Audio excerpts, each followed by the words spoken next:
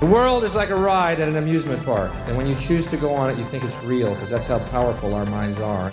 I can tell you from experience, the effect you have on others is the most valuable currency there is. Don't think, feel. It is like a finger pointing away to the moon. Don't concentrate on the finger or you will miss all that heavenly glory. You take the red pill, you stay in Wonderland, and I show you how deep the rabbit hole goes.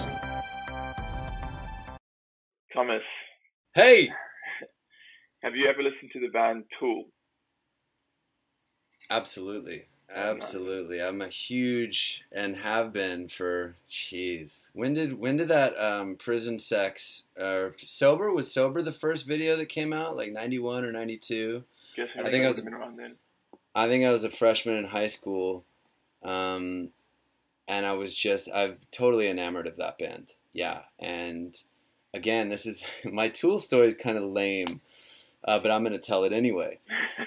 So I've been a huge fan of the band and have always had friends that, like, I remember when the Anima record came out. Is it Anima or Anima? Like, I have no idea, but I know what you're referring to. I've heard it pronounced both ways. Mm-hmm. The Anima record, we'll just say Anima, comes out, and we all had a listening party to that, and there were just a couple of things that we'd never heard before. I remember getting really drunk and really high a lot and listening to that album.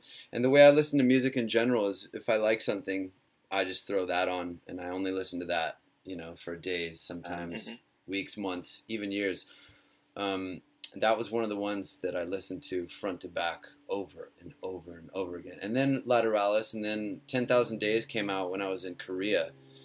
And there's a track on 10,000 Days called Right in Two, which I think you probably think is one of their best tunes, because I think lyrically it is, that's the best probably description of Maynard's distaste for humanity. Yeah. I mean, there's a lot of that in their music, but definitely that song, Monkeys Killing Monkeys Over Pieces on the Ground, is just, I remember, I used to work out to that in Korea. Two records came out, I think 10,000 Days and then Blood Mountain by Mastodon. I was listening to both of them over and over and over and over. Mm-hmm. And actually writing a hip-hop record at the time, which is weird, but that's how I work. So Tool was coming to Seoul, Korea. Oh, no way. Finally, I've been trying to see him for years. I never get to see, one of my favorite bands in concert. They're coming to Seoul, Korea. They're playing at the Olympic Stadium. Nice. So I'm like, this is going to be badass. Tool's like an Olympian band. I'm assuming the Olympic Stadium. It's going to be awesome. Well, they're touring with Metallica. Wow. And I used to be a Metallica fan back in the day. Then like the Load and Reload records hit, and Lars started wearing makeup and eyeshadow, and I was like, this band is not really, I want the Injustice for All. I want, Ride the Lightning. Yeah. Even Kill 'Em All. I mean, this is great. So I'm like, well, fuck it. And I think tickets were like $125. I'm like, man, I desperately want to see Tool. This is fine. We're going to go see him at the Olympic Stadium. Tool comes out, and there's no, like, pomp and circumstance. You know what I mean? They just start playing, and it was their first time playing in South Korea, so that crowd that was there to see Metallica. Metallica! They're doing that, like a crowd of like 50,000 Koreans like are doing that, and then Tool comes on, and I think Maynard has a cowboy hat on and like a wife beater, and they're like, who's this fucking nerdy opening band, and we rush the stage, and there they are, and they played for like 40 minutes, like an uninspired 40-minute set in the middle of the day before the lights go down, so there's no light show, there's no badass screens. They sounded good enough, but they're playing 10,000 Days stuff, which isn't really, like the heavy hitting tracks. And it was decent, it was good, but I was kind of disappointed. And I was like, you know what, Ashley, let's go. That was fun, but I'm not gonna hang around for Metallica. That's whack. I'm just sort of despondent. And she goes, no, and the people we're with like, no, let's just stay for like one song. She's like, all right, let's go grab a beer. So we crushed like 5 or 6 beers in the interim, ran back. Metallica starts. Amazing. Amazing, right? Like amazing. And all leading up to it, I was like, they're not even going to be cool. They're definitely not spry. They're like 50. They're all sober and boring. I was just being a dick. And they, Nick, rocked us into the ground for like 3 hours. You know, 3 hours. To at the end, everyone, they're like, y'all want to hear another one? And everyone's like, yeah. And they did that like 4 more times. And they're like, you guys want to hear another one? We're like, no! They just dominate us. Like Metallica rocked us into the ground. So they kind of wiped the stage with Tool that night. And I'm confident that if I ever get to see Tool again, it'll be like as a headliner in a proper theater, and I'll get to see their whole, you know, spectacle that I've come to expect from, you know, everyone else's reviews. And you'll be on the proper amount of drugs too, we can hope.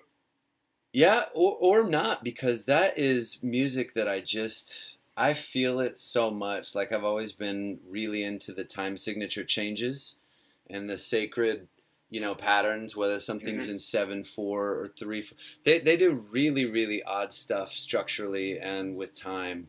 And I've always just really, it just makes sense to me. I feel it. Like I'll play it for some people and they're like, yeah, it just doesn't groove. You know, like some people can really groove to, say, Pantera. Pantera invented groove metal, where you're just like, right? But with Tool, it's a lot more challenging. It's almost like it's got, you know, Eastern influence and Middle Eastern influence and African polyrhythm stuff going on. Danny Carey's just a beast, and Adam Jones is incredible with the riff, and who's the bassist? Justin Chancellor, just incredible. And he's able to play in between what Adam's doing and what Danny's doing, and then Maynard's just the voice, you know. Yeah, he just soars above it. Technically, they're so incredible. I mean, the reason I asked you about Tool, that if you listen to them, is I just played one of their tracks this morning called 46 and 2. Yeah, it's so good. So good, but the premise of that track, which I only recently found out, is so we have 46 chromosomes as human beings, and apparently our next evolutionary leap will mean us having an extra 2 chromosomes. That's when we evolve to the next order of magnitude up. And this is something that's been playing on my mind. It just fascinates me, the idea. Have you watched the movie Prometheus? No. Okay. Well, the basic premise. But I've read Aeschylus's Prometheus. Prometheus Bound. I think it's different. Prometheus is Ridley Scott's sequel to, or I guess prequel to the Alien franchise. And in the beginning of the film, you see these humanoid type figures who are seeding Earth with DNA before Earth was teeming with life. So they take some of their own DNA and put it into the water, and that starts the chain of evolution.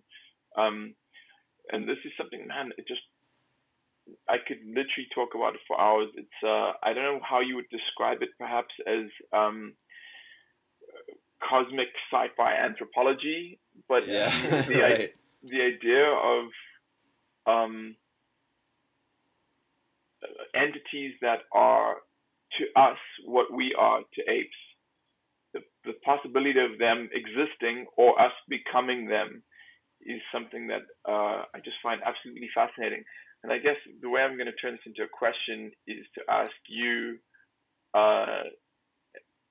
I'm excited to hear both your comedic response and your serious answer. What would the 46 and 2 Thomas be like? As in the Thomas 2 chromosomes ahead. That's actually an interesting question. When you were describing 46 and 2, because I'm pretty sure I didn't think that I had no idea that's what the song was about. And I'm trying to remember any lyrics from that. So all I can remember is the music. Maybe that's one of the ones where I just tuned Maynard out as nothing more than a melodic sort of accompaniment to the rhythmic part, because that bam bam bam bam bam bam. What is the impact or the world event? What would be the determining event or series of events that would create that leap? Like how are we going to get those extra 2 chromosomes? What will that take? I mean, look, it could, again, this is just a thought experiment. It could be 10,000 or 10 million years of evolution, and it's just a natural progression of things that eventually your DNA expresses itself as a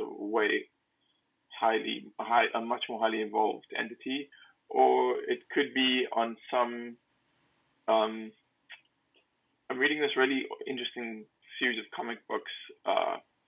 It's called The New Avengers: Secret Wars, and I'm not going to go into it too much, but basically the premise is that, and again, this is at this point, this is a generally accepted scientific theory that most astronomers believe, and that is that there are a bunch of universes happening simultaneously.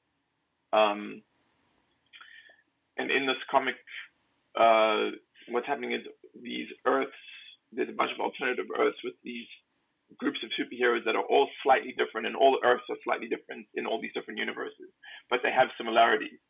And there might be an Earth right now where the sun, an Earth revolving around a way bigger, more powerful star, which means that the entities on that planet could be way bigger and more powerful. And there might be a Thomas on that planet, and I guess what would that Thomas be like? It's quite a broad question. I personally start to think about things like telepathy or. Well, yeah, I mean, it is a good question, and it's pretty broad. I would assume that by evolution, for a human being on our particular planet in our particular environment, that would mean in terms of the brain's evolution rather than some sort of physiological response. Like I can't imagine a defining event, like an extinction event or something like this, that would make people bigger and stronger. That's probably just going to happen via selective breeding, right? I mean, people will eventually, like the athletes, will continue to get bigger and bigger.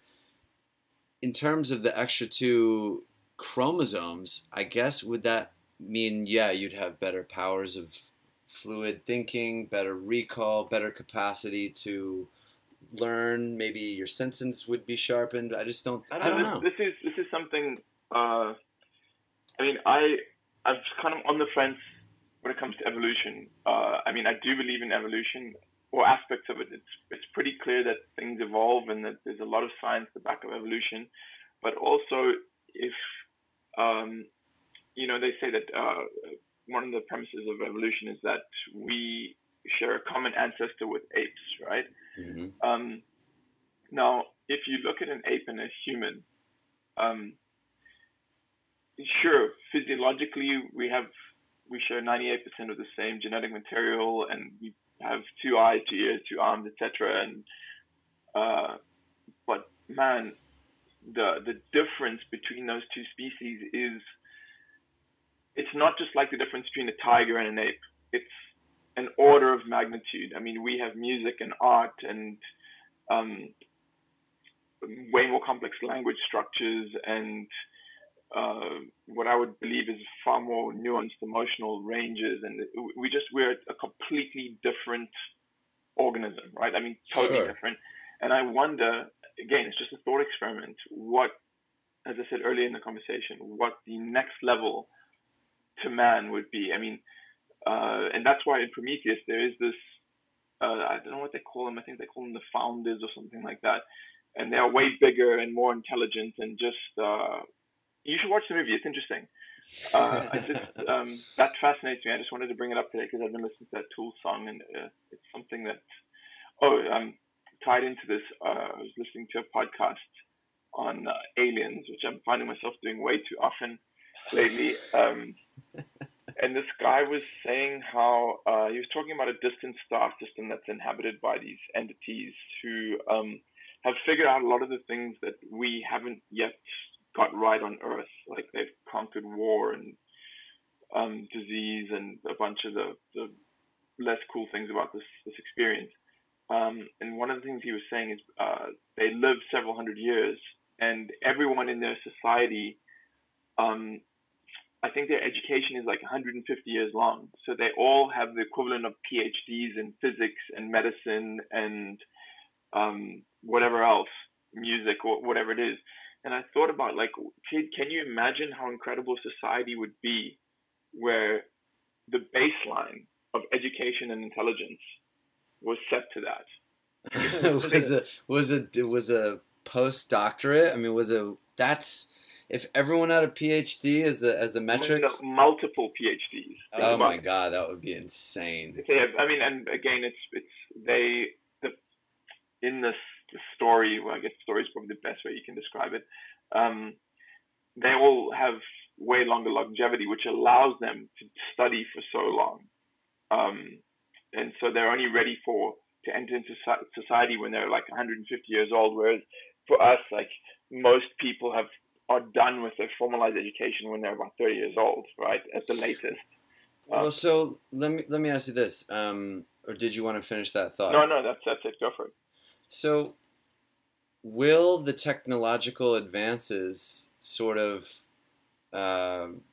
supersede any chromosome additions? In other words, if I can get an implant in my brain that allows me to have better recall, if I start adding all these things peripherally and externally, does the evolution even need to take place if we're able to augment with nanotechnology and bionic limbs and, stem-celled hearts and improving aspects of our mind and brain function with augmentations that are technological in nature? Does the evolution even have to, what will push it into that realm? You know what I mean? Yes. I mean, I think the broad term for that kind of, for what you're referring to is transhumanism. That's when we integrate technology and nanotech and stuff into our physical organisms. Right. I mean, I'm not sure what will happen. No one really knows. I find it interesting. I think you and I and most people in developed countries are already manifesting some elements of transhumanism. I mean, as I've said to you before, my phone is an attachment. It's like a symbiotic part of my life. Well, technology is a symbiotic part of my life. Look at this.